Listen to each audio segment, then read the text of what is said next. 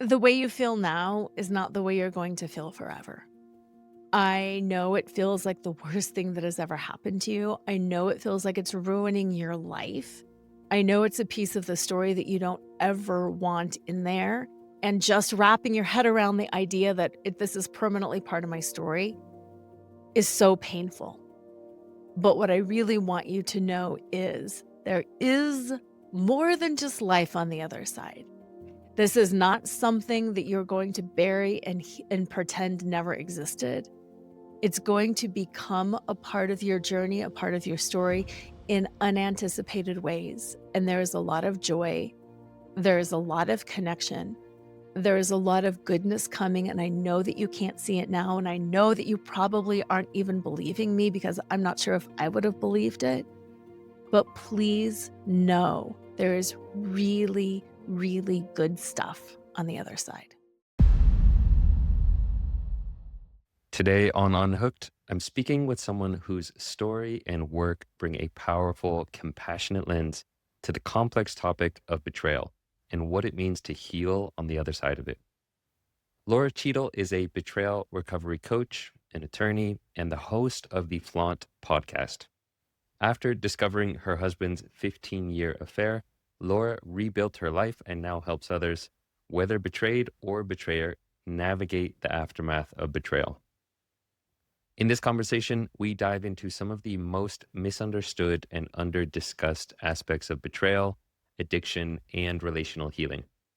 Expect to learn what betrayal really means and how it impacts your sense of identity, not just your relationship, how to rebuild trust after it's been shattered, both with a partner and with yourself, what the betrayed and the betrayer each need to understand to move toward healing, how shame, emotional disconnection, and coping mechanisms like porn can drive cycles of secrecy and hurt, and why recovery isn't about perfection, but about direction. Whether you've experienced betrayal yourself or you've been the one who broke the trust, this episode will give you insight, hope, and some tangible practices for navigating the healing journey. And as always, if you're struggling with compulsive porn use, I want to remind you that help is available. At Unhooked Academy, we support men in breaking free from shame and compulsive behavior and building lives of integrity, connection, and purpose. If that's something you're ready for, head to unhookedacademy.com to learn more. And now, without further ado, please enjoy my conversation with Lora Cheadle. So hello, ladies and gentlemen. Welcome back to another episode of the Unhooked podcast. Today with a new guest, Lora Cheadle. Lora, welcome to the show. Thank you. I'm looking forward to our conversation. What would you say is the context someone would need to know about you and about your story to really understand the heart of your work? And that's a great question. I think the biggest context is it was completely unanticipated. I never thought I would be here, as is the case, I think, with so many people. I am a former corporate attorney. After 23 years of marriage, I found out that my partner had been cheating on me, multiple affairs, multiple, you know, all the things. Completely blindsided me. It was something I knew nothing about. It was something that I had a lot of shame and confusion and misunderstanding about. Through the process of healing together, I have really learned about addiction. I have learned about betrayal. I have learned about shame. I have learned about loving somebody through an addiction and how to maintain your own boundaries and how to not abandon somebody, but also not show up in a codependent manner. And, even though I'm 8 years through this, 8 years into this, it's something that is also ever evolving because life is ever evolving. hmm Yeah, so a lot of topics that I want to be diving into later on, but I want to, first just go back to that moment in your life where everything fell apart. That moment where you kind of discovered what was going on. What was Mhm. going through your mind, and how did that shape some of the work that you do now? Yeah, it was a series of discoveries. I found a questionable text where there was flirting and a lot of sexting going on. And then that was explained away. Oh, well, you're a flirty person and you have all these friends, and I just wanted some attention and validation too. And it was like, oh, okay, I get that because, yeah, it's fun to flirt. It's fun to connect. It's fun. But inside, I'm thinking, well, that's really crossing the line a little more than just, hey, how are you today? Type of flirty behavior. That's trading pictures, trading what I want to do to you. That's a different story. 6 months later, I found out about a physical affair. And then again, that all comes crumbling down. Well, what do you mean and what's going on and why were you not thinking about me and what about our family and what how could you be physical with somebody? And then that was kind of explained away. Oh, she was our financial planner secretary of all things and she was enamored with me and she wanted a sugar daddy and she okay, that kinda gets explained away a little bit. And then I found an email from 15 years, actually from 14 years prior, from a woman who is a friend saying, "I can't wait, it's almost our 1-year anniversary. I can't wait to see you." Well, this was a person I know he was in contact with all the time and would go out to see when he visited his family because she was a friend.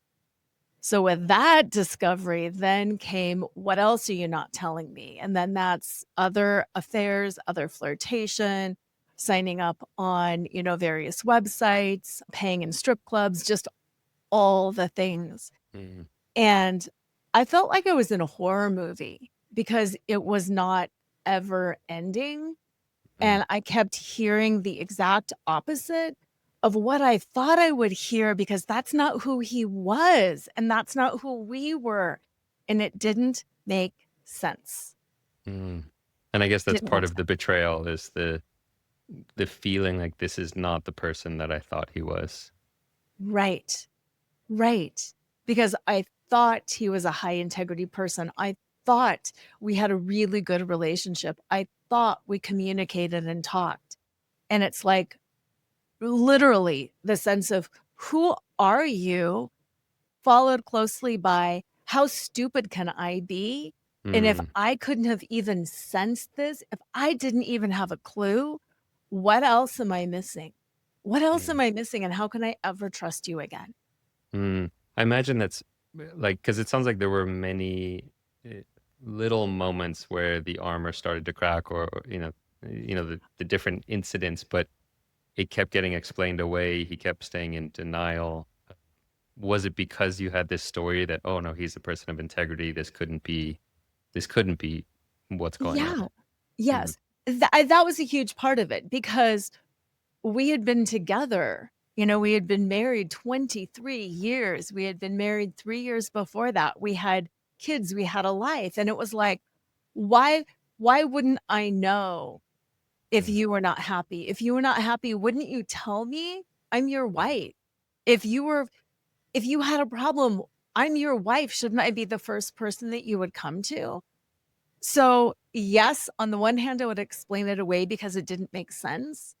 But also looking back on it, there were things I didn't know how to handle.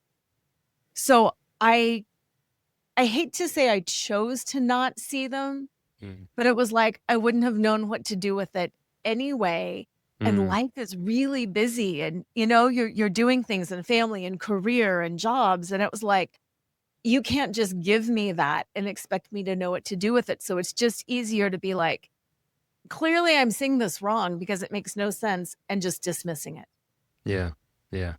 Let's talk about the Sure. word betrayal because it comes up a lot in the work that you do and the work that I do, but particularly the work that you do is a lot around betrayal. What does that mean? As a lawyer, I always begin with definitions, so I'm glad that you asked that. The definition of betrayal is the breaking of an expectation, but not any expectation. The breaking of an expectation that you have relied on, that you have built your life on. That, when it's broken, it ruptures either your view of yourself, it ruptures your identity, or it ruptures your worldview. So it's not like, "Oh, darn, it's raining outside and I really wanted a sunny day." It's a breaking of how I thought the world should be. It's a breaking of the narrative that I have about myself and who I am and what my marriage and my life should be. Mm. Is there some component of betrayal? Because I can imagine kind of different ways of coming at this. Like, obviously, if I had an expectation that my partner was going to do the dishes and then she doesn't do the dishes, that's not betrayal, right? That's No. a expectation that gets let down. Um, Yeah. but there is this kind of maybe a belief about who they are that maybe gets shattered. Does there need to be some kind of complicity in the part of the betrayer in terms of Mhm. covering it on purpose? Or tell me a No. little bit about that. Yeah. No, and I'm so glad that you asked that because I can feel betrayed and I can experience betrayal regardless of if I was actually betrayed or not. Mm, And that's something that actually comes up, in the workplace a lot. We have these expectations that after a year, I'll get a bonus. I will get a raise. There'll be a path to, whatever. And then when suddenly we're let go, there is the sense of betrayal. We were never promised the corner office after 5 years. mm, We just have these expectations and assumptions that if I do a good job, I'll continue to progress in my career. And then when that happens, through no fault of the company, maybe they're shutting down, maybe they're cutting costs, we're having a recession, whatever. It's a sense of betrayal and it's the experience of betrayal, but there does not have to be any actual betrayal there. mm. When it comes to relationships and kind of betrayal, trauma, and all these things, are there different kinds of betrayal? I think I saw in some of your work there's kind of like physical or Yes. emotional. Yeah. Yes, financial, Mm, all sorts of betrayal. Any expectation that you have about your partner, about your relationship. I expected fidelity. I mm, never thought that I would have to sit down with my partner and expressly say, fidelity means no sex, no flirting, no kissing, no dancing, no sexting, no sending images, no chat rooms. Like, who really does that? You know what I mean? mm, We just have these expectations in our mind about what it means. Porn use, is that cheating or not? Some people think it is, some people think it's not. Some people mm, think unless it's with a real person, it's not cheating. mm, You get to define it for yourself, but in a partnership, it's imperative that the partners discuss what do I expect? What does fidelity mean? Because if I say to you, I want intimacy, my version of intimacy might be different than yours. Mine is going to include physical, it's going to include emotional, it's going to include intellectual. What I mean by that is, how do we hold space for each other? How do we hug? Where somebody else might be thinking, oh, I just want sex 3 times a week, that's it. mhm. It's communicating so we have a common understanding, so we have a meeting of the minds as to what we expect from each other, and that seems so unnatural and not romantic, but it's really essential to strong relationships. Yeah. I'd love to dive into kind of the felt experience of betrayal. And the reason that I want Mm, to dive into this is that, in particular, a lot of the guys that I work with, they have an experience of betraying their partner's trust and yeah. they struggle with empathizing. They kind of know that maybe what they did is wrong or out of integrity, but they don't. Sometimes there's a struggle to really kind of understand the depths of the pain of betrayal. And I'm wondering if you could talk a little bit about just what it feels like. I would love to. It's a very visceral feeling. When your partner says she feels like she's been gutted, that's not just words. You feel like a knife was inserted in your chest and drugged to your gut, and you feel like your insides are falling out. You feel like, what did I do wrong? How did I not know how stupid I was? How did I not know how ugly I was? How did I know how worthless I was? And it it's like your entire insides literally are draining out of you. It's like you feel the blood drop. You feel everything go, and everything comes crashing down around you. And I think what is even worse about that is you want to go to your person for comfort because you have been shattered. Your whole head, your eyes feel like they're bugging out of your head feels like it's going to explode, and I needed my husband. I needed to be held. I needed to cry. I needed that. And in the same breath, I needed to get away from him because he was the one that did this to me. And there was this push-pull inside that then makes you go, "Oh my god, I'm crazy. I am so crazy. I don't even know what I want." And then, since you feel crazy and you already realize, "I can't even trust my own instincts," you feel helpless all at the same time. Mm. What do you wish more men understood about betrayal? Oh, there's so much that I wish they understood. Um This might come out of left field. What I really wish men understood about betrayal was it's not a death sentence. It's not the Mm, end. mm, Betraying somebody is actually a common thing to do. And I don't mean that to say, oh, you're off the hook. It's okay. Everybody does it. I mean, the betrayal is a very common human experience. People mm, betray and people get betrayed, and that we don't talk about it. So there's a lot of shame around it. mm, And what is more important, I think, for people to know is that once you start moving back into that place of integrity, in that space of connecting with your emotions and communicating, that's where a lot of beauty begins. That's where a lot of healing begins. mm. It is possible to repair your relationship if your partner wants to. You can have a better relationship on the other side of this if that's what you both want. And if it's not what you want, you can still go forward and be not only a better partner, but a better human. Because what I really wish betrayers knew is you're not betraying the other person more than you're betraying yourself. If Mm. you see yourself as a strong person of integrity, this is a violation against who you are. And that's painful, and I can empathize with that, and other people can too. So it's connecting with all parts of you and being vulnerable and getting through this to become the man that you know that you are, to become the man that you want to be. Yeah, beautiful. I think that's so important that it's not a death sentence. It's not the end of the story. And I think that message is really healing because a lot of guys, when they get caught, they've maybe been living out of integrity for years, if not decades, and that moment of getting caught makes them want to, as it sounded like it was with your partner, kind of Yeah. deny and run away and or get angry and get Oh, yeah, violent it's and my all the wrong fault, things. and Yeah, yeah, yeah. yeah. Yeah. So I think that's important. On that topic of shame or kind of hiding or turning away from the experience of betrayal, I know a lot of people hide from their pain or try to just hide the pain of betrayal from others. And I'm curious what made you decide to speak so publicly about this after your own experience. Yeah, there were several different reasons. First of all, it frustrates me so much when things aren't talked about and when they're common things. And I Misogyny. mean, that's why I do this. I mean, porn is one of the Exactly. most common things and nobody talks about, which is why I have No, this podcast. So nobody I get talks it. about it.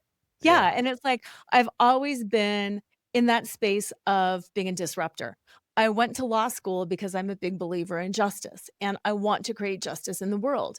And part of that is whether it's, misogyny, racism, sexism, porn use, affairs, cheating, like, oh my God, let's just talk about it. If there's nothing wrong with us, these are all common human experiences. Feeling shame is a common human experience. Having mental health challenges is a common human experience. And what stays in the dark grows and flourishes and gets worse and icky and gross and breeds more shame. And when we move things into the light, it's not fun to feel feelings. It's just not. But when we feel them, then we can be witnessed by other people, and that being witnessed is also extraordinarily healing. And that was at first when I went out, I'm like, I am showing my pain not to vomit it out, but because I want to be seen and I want to be held, and I want people to know what I'm going through, and if I have to be the first one up the mountain blazing this trail, I'm going to be, because this is right, and I'm about justice. Mm. As you started to get into this kind of topic more from the place of wanting to help others and wanting to understand how to heal and recover, was there something missing in the support that you received in your journey that made Yes, you kind of yeah, what was yes. missing? There was a lot missing. Um, people don't understand. People don't understand addiction. They don't understand that kind of living out of integrity. There's so much blame on the person who cheats. "Why didn't you do a better job? Can't you just man up?" No. If they could have done a better job, they would have. If they could have been in touch with their emotions, they would have. If they could have communicated something, they would have. Nobody wants to go into maladaptive coping mechanisms. Nobody wants that unless you're a psychopath. Nobody wants to go down these paths. It's just that they go down because they're desperate to feel better. So, where is the understanding about how do we get people to feel better then? And then there was this huge shame for me. You want to stay? What's wrong with you? Do we need to work on your self worth? No. No, actually, we don't.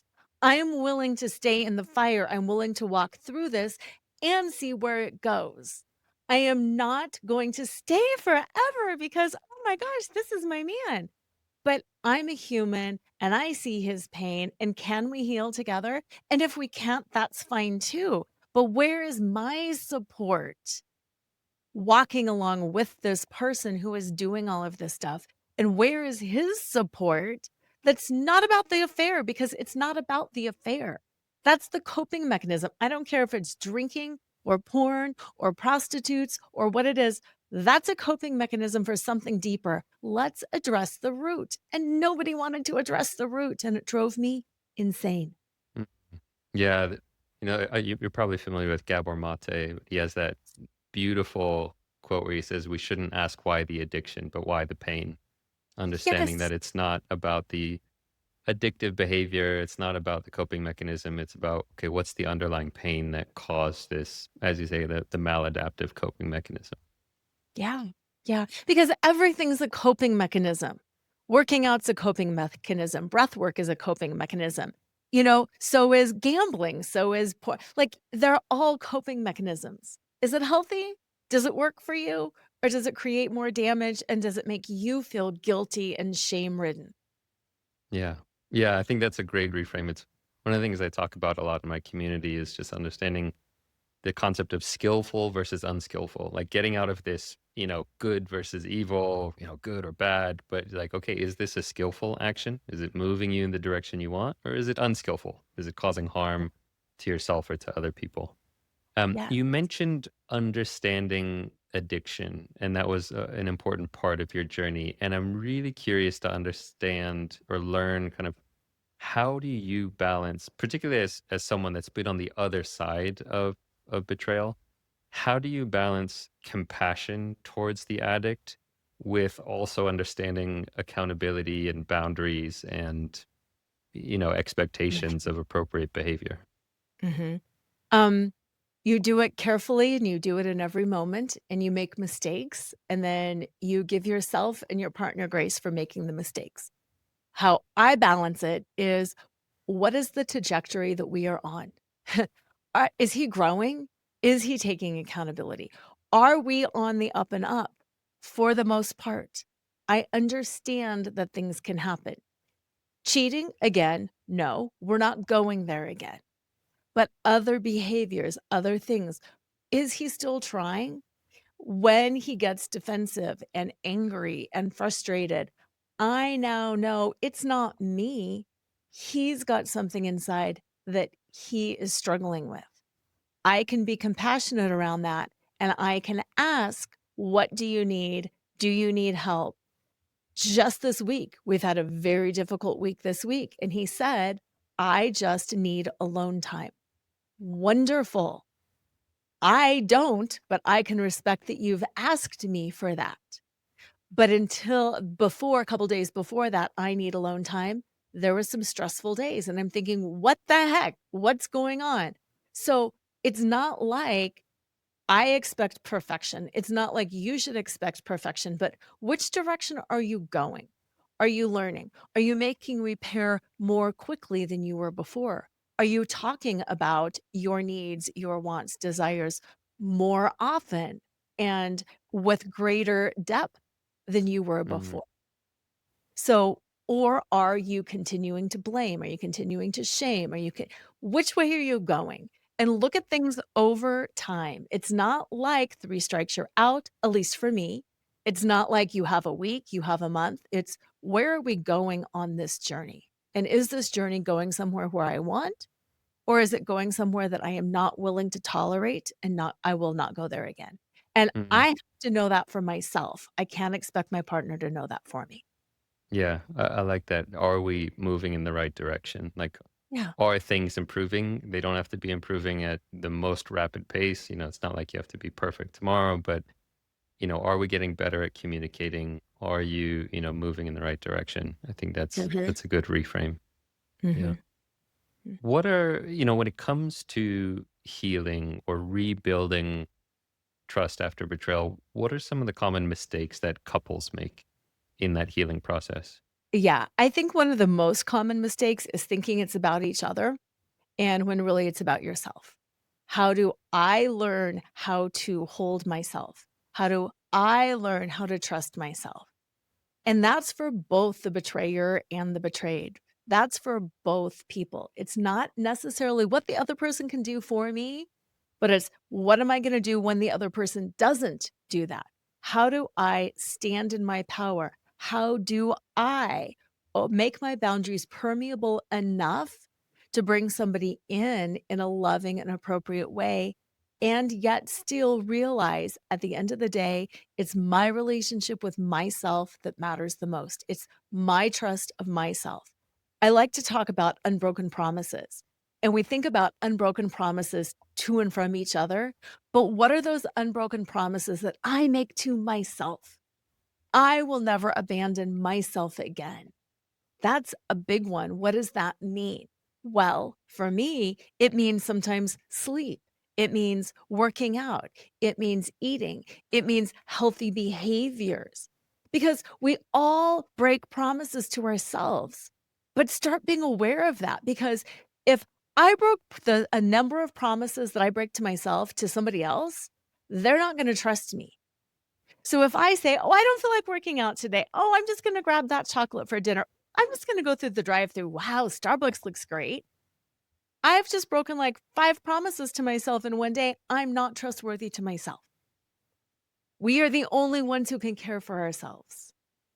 Make and keep promises to yourself, create the healthiest version of yourself, and that's when you can start trusting somebody else again. It's not when they do for you, it's what you do for you. Wow, that's a really interesting thought. As you were saying that, I was just thinking about because I'm a very trustworthy person when it comes to other people. I Yes. always, if I say I'm going to be somewhere, I'm there. If I say I will pick them up, I'll pick them up. It's very hard for me to let other people down. But when I reflect on how often I let myself down on the promises I make for myself, it's like, I'm gonna be so good on my diet this week, and then it's like, "Oh, that cookie really sounds good. Maybe I'll just slip." And Yeah. like you said, if we broke our promises to other people as often as we break them to ourselves, Ugh. and it's a great reflection of like, okay, can I treat myself with integrity and respect the same way I treat others? Mhm. I Yeah. I wanna dive into this a little bit because, when you said it's not about what the other person is doing, it's about kind of what I'm doing and how am I, handling this. And I could imagine that there are, people out there listening who have been betrayed and might Mhm. be hearing that and thinking, how dare you say that this is more work that I have to do? He's the one who messed up, you know. Yes. So talk to me a little bit about Oh, that. Like, what's the that balance there? yeah, that took me so long to wrap my head around too. I'm like, I didn't have childhood trauma. I didn't step outside the marriage. Now why is my life blowing up? You have to fix it. You have to fix it. And it took so long to get out of his business and to get into my own. And here's the thing, maybe you don't have trauma. I didn't have childhood trauma. I'm not unpacking stuff. You know what I mean? I'm, quote, normal. But what are the behaviors that I'm doing? Self-abandonment, that's a big one. I was performing. I was a perfectionist. Like, I was working to earn my love. I was working to prove my worth. I didn't even see it. I had no idea that I was doing that. And it was really a gift in a lot of ways to finally start getting out of his business and to get into my own and to be like, wow, there's some things here that I would like to address. I don't want to go around over explaining myself and proving how good I am. That's exhausting. I am better than that. And I can address that for me. And then when I am in that place of, I don't have to pander, I don't have to get you to love me. I get to show up because I'm worthy of love and I don't have to perform for it. And my marriage doesn't need to be transactional. Then it sets the stage also for a better relationship. If he's not willing to give me what I need, if he doesn't love me like that, then I don't want to be in the relationship because I want the highest level of love because I know I deserve it and I know I don't have to earn it. Mm. And when both partners are there and you're there by choice, it's just healthier, it's happier, and there's a lot less drama. Mm. So I guess what I'm hearing is that, on the women's side, or whether I guess we don't have to be so kind of Yeah, heteronormative about this, but on the betrayed person's side, part of this process is reclaiming your power and kind of, um, absolutely. oh, but I'm curious from the person who betrayed the trust, what does the work look like for that person? Oh, that's a lot.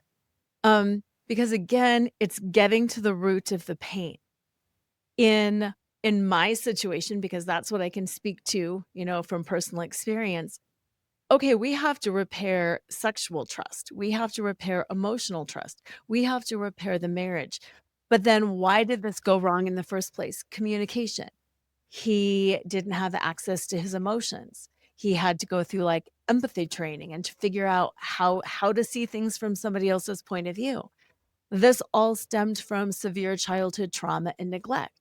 Okay, well, now he has to start realizing what was that impact? Why am I defensive? What what does this mean to me? And he had a lot of severe abuse, very severe abuse. And then it's like, how do you access the tears? And then how do you access the pain? And then how do you make it so the pain doesn't go overwhelm you?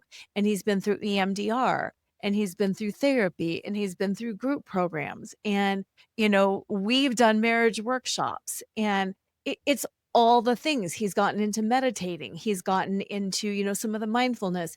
We live in Colorado. He goes out and hikes. He needs that connection outside just with nature in the morning. He's journaling. It's so many different things. And it's not necessarily prescriptive because everybody's pain is born from something different. And we all heal at different rates. And we all have also access to different professionals at different times. Sometimes a group will not work for you. Sometimes it's like, "Oh my gosh, I've been participating in this group for 3 weeks, I got nothing out of it." By your 4th week, you're like, "Oh, something unlocked and I get it." It's having at it and just keep trying and also being really patient that you don't just heal. You can't think your way through trauma, you have to feel your way through trauma. And it's not fun, and you will backslide, and it will be frustrating, and you're still gonna get in fights with your partner, and you're still gonna screw things up. But what are your new tools to breathe through that? And I think a big, big, big piece of it that we don't just tend to talk about is you have to get uncomfortable feeling that pain. You have to get uncomfortable with this uncertainty and with this icky feeling, and you just have to breathe through it. And there's no shortcut around that. Mm. Yeah, the getting comfortable with feeling uncomfortable emotions is a big Mhm. part of the work that I do with men as well. It was a big part of my healing journey, and um, like you say, there's so much that a man can do, connecting with nature, meditating, journaling, exploring what happened in his past. If you are working with a couple, let's say a couple comes to you to work through some betrayal, what are the signs that you look for in the man to see that, hey, he's actually taking this seriously and they're on a good path? Like, what do you look for in that person? Mhm. Um, I wish it was easier just to be able to say, "Oh, it's 1, 2, 3, 4, and 5, and if 3 out of these 5, then it's gonna work." It's more a curiosity, a willingness. Are they showing up differently? That's the biggest thing that I say to people. Are they showing up differently? What has changed? And Mm, I mean really fundamentally, what has changed? Are they not as defensive? What are they doing in place of being mm, defensive? What is that pattern interrupt that they're doing before they explode in anger? Do you see them trying to do a mini meditation? Do you see them asking for a timeout? What are the pattern interrupts? What are the changes? What is different? And for each couple, it's different, but when they can tell me what I'm doing is, it doesn't work every time, but what I'm doing is, and can you help me figure out some other things? That's when I know, okay, this is a go. They're mhm, interested in learning something and they're trying because the knowledge in the head is one thing, but letting it drop into your heart and then flow into your everyday actions, something totally different. yeah, yeah, exploring the body and getting in tune with, emotions in the body is a big one. I like some of these Yeah. other ones you said, like, are they getting less defensive? So, Yes. guys, if you're listening, listen up. Stop being so defensive, be really, curious and interested to learn, to improve yourself, to have empathy for your partner, be curious about what's going on. I think these Yeah. are some great things. Yeah, We've hold talked your partner, Yeah. it's like simple Mm, things like hug your partner, hold hands, make eye contact. mhm, One of the things that I have my couples do, and it's so simple and it's so beautiful, put your hand on each other's heart, look into each other's eyes, and just do like 3 to 5 breaths. Can you stay with that intensity? It brings beautiful connection, and if you, as the betrayer, ask your partner to do that, oh my gosh, it's gonna melt each of your hearts, and it's going to bring in this beautiful connection, and it's gonna make you each more willing. mm, So ask for intimate moments like that, mm, non-sexual intimate moments. mm. On this topic of kind of things that people can do together, we talked a little bit about what healing looks like individually. And you mentioned kind of there are some separate individual healing things we need to do. But I imagine a part of this is things that are done together. What Yes. are some of those things that couples can do together? Mhm. Um, Something that I really love people to do together is to if you like writing, you can do it digitally, you can do it on paper, but have a journal that goes back and forth. So I can write down my feelings, I can write down my fears, I can write down my emotions. So now I'm not flooding you at a time where you're gonna get defensive because you can't handle it. I write it all down. The journal stays on the nightstand, it stays wherever. You pick it up when you have capacity. You can read what I write. You can write what is going on with you. I'm afraid about this. I'm out of control here. I don't know what's going on here. You can respond and you can write. And that way, you're each expressing what you need to express in the moment, but you're receiving it when you are able to receive it and hold it. So you're not triggering each other. Because I know that's big for so many people, especially again, not to be gender specific, but so often women are pursuing men and men are getting defensive and stonewalling and shutting down. And this is a tool that can help you each get your needs met in the moment. Why, you just mentioned that so often it's the women pursuing men. Why do you think there is a bit of this gendered split on that dynamic? Yeah. I think it's cultural. I think just in general, and again, different cultures around the world do things a little bit differently, but in general, little girls are talked to more. Little girls have more eye contact. Little girls are raised to be more verbal. It's okay to cry. It's okay to express emotions. Little girls squeal. Boys, it's be a man, don't cry, walk it off. Effeminate men, don't show your emotions. And men tend to have less access to these feelings. They have less eye contact. They're hugged less as little boys. So we're just raised differently. I think we're more Yeah. the same inside, but it's our cultures. Yeah, I remember recently on some other podcast hearing about just kind of how people stand, and that women, when they stand, will stand facing each other to have a Yes. conversation, and men stand at like this 75-degree angle, kind of both looking off into the distance, because standing in front of a man and looking directly, eye contact is just Threatening and uncomfortable. Yeah. uncomfortable. But it's Yeah. wild how we do this so subconsciously. Like if you were to ask a man and say, "Hey, do you do this on purpose?" He'd say, "No," but when you go out in public and look at it, you just see it everywhere. That this Yeah. is just kind of, so it's really deeply ingrained, some of these things. Yes. Yes, Yeah. it really is. And like that, we don't understand the impact that we're having on our partner. And that's one of the things too. Like I'll tell my partners, when you're having a conversation, can you face each other? You don't Mhm. have to lock eyes and stare each other down, but can you be looking at each other? Can you put your phones down? If your partner's constantly on their phone, we don't multitask. We don't Yeah. multitask. That's rude, that's disrespectful, and we feel that. So how Yeah. can you be fully present? Even if you're only capable of being fully present for 3 minutes, give your partner 3 minutes and then take a break, and then come back for 3 minutes and then take a break. Yeah. I wonder if there's also kind of a component of a little bit of a give and take of like both parties coming to meet the other where they feel safest. Like I could imagine in a couple, in a partnership, saying, "Hey, okay, let's for 10 minutes, let's have a conversation where we're eye to eye and looking directly at Yeah. each other." And then for the man's sake, it's like, let's also do a little bit of like, let's go for a walk together where we're both looking in the same direction. Cause that might make the man feel maybe more safe to talk if it's not this like confrontational, look me in the eyes and tell me how you're feeling kind of thing. Yes.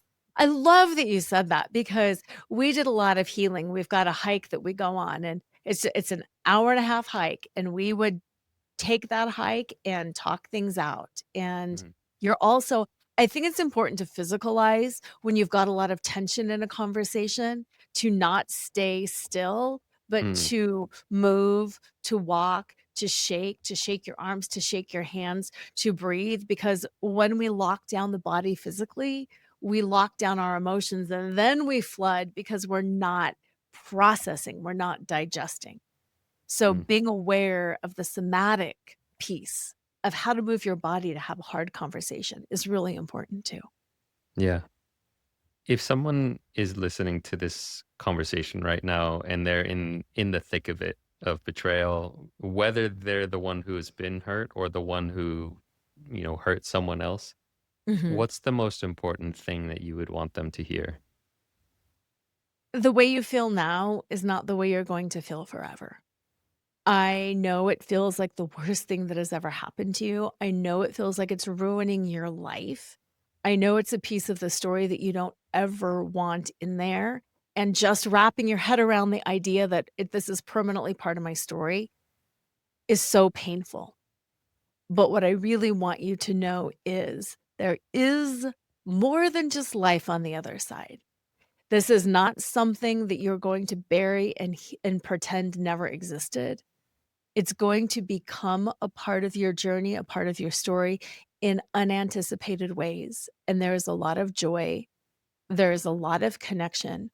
There is a lot of goodness coming. And I know that you can't see it now. And I know that you probably aren't even believing me because I'm not sure if I would have believed it.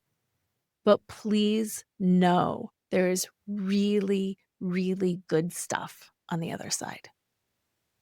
I think that's a beautiful message of hope, for people that are in the thick of it. Yeah. Well, amazing. I guess final question for you is if people want to learn more about the work that you do or find some of the resources that you have on this topic, where should people connect with you online? A couple different places. My website is loracheadle.com, and that's LORACHEADLE. Also, I've got a betrayal recovery guide, which is a free guide. It's got some short meditation, it's got a somatic processing, it's got a lot of great resources for anybody who has been betrayed to just walk them through and to try new things. It's also could be very useful for the betrayer too, because it's about processing emotions and that whole concept of did you betray yourself? And you could grab that at betrayalrecoveryguide.com. Amazing. And do you also have a podcast? I do. My Yeah. podcast is called Flaunt, Create a Life You Love After Infidelity or Betrayal. And yes, it is geared for the betrayed woman, but it's also a great resource for understanding because periodically I'll also speak to the betrayer. And my husband will come on the show as well and share his insights from somebody who has also walked the journey. Wow, amazing. Sounds like a fascinating podcast. Yeah. Yeah. Amazing. Well, thanks so much for coming on the show and sharing your story and talking about some of the work you do. I think this will be a really important episode, particularly for people who have been betrayed, but also for people on the betray side of it. So thanks Yeah. again for coming on. Yeah, You're welcome. Thank you for having me.